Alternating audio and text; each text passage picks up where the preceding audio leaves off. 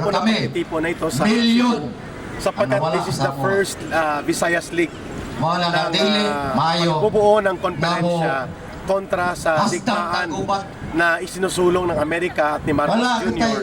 laban sa China. So, lahat ng mga forum previously sa Manila. But this time around, yung koalisyon ng mamamayan kontra gera, yung Sugbuhanon kontra gera, yung iba't ibang mga people's organization kanina umaga, nagtipon-tipon. Purposely, para magkaroon ng boses ang mga mamamayan sa Visayas and even ang mga taga Mindanao, natin kanina, no? And mga taga Iloilo nag-solidarity. Dito sa pagtitipon na ito, dalawa ang layunin. Magkaroon ng isang matatag na panawagan laban sa foreign policy on war ni Marcos Jr. at ng Amerika at insulong ang diplomatic way ng pag-resolve sa konflikto sa China. Ang pangalawa ay nagkaroon ng pagtitipon itong public assembly ngayon dito sa area ng Cebu City para ipakita na ang Cebu ay hindi totoo na sumisip-sip kagaya ng ginawa ng mga politiko kay Marcos. Puno na rin ang mamamayan sa Cebu at kanina sa peak ng pagtitipon dito sa lugar na ito, marami nakikinig at nagsisimento kung gaano kalinaw na ang krisis ng ating bayan ngayon na nararanasan ay dulot ng kapalpakan at kabulukan sa liderato ni Marcos Jr. Yun po ang naging pangalawang layunin kung bakit nagtitipon ngayong araw na ito sa Cebu.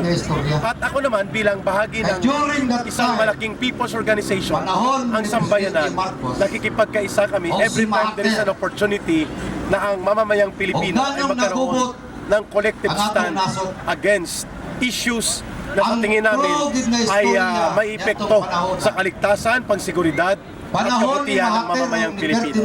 That is why we are sending right now ang Sambayanan ng solidarity namin in presence dito sa Cebu. Sir, matanong ko lang po, ano ang pagkaiba sa Amerikano?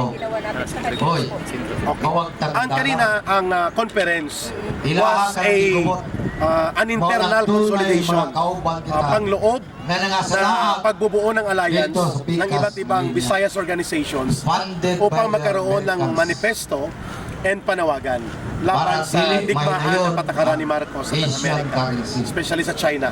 Ito naman ay isang mapayapang pagtitipon, parang symbolic protest action para ipanawagan ang pagbaba sa pwesto ni Marcos at i-highlight ang mga issues related to his failure of leadership, failure of governance, and moral bankruptcy, especially sa mga iskandalo na kanyang kinakaharap. Ito yung kaibahan sa gabi. Thank you, sir. Kaning atong kailangan makita ni Marcos ang tinatawag na writings on the wall. Writings on the wall is very clear. Ayaw ng mamamayan na magpapatuloy ang klase ng panggobyerno ni Marcos na walang direksyon, morally bankrupt, na malaganap ang korupsyon at walang patutunguhan ng direksyon kung hindi pagkabagsak ng buong ekonomiya. Yan ang mensahe ngayon na nakikita natin all over the country. The writings on the wall are very clear.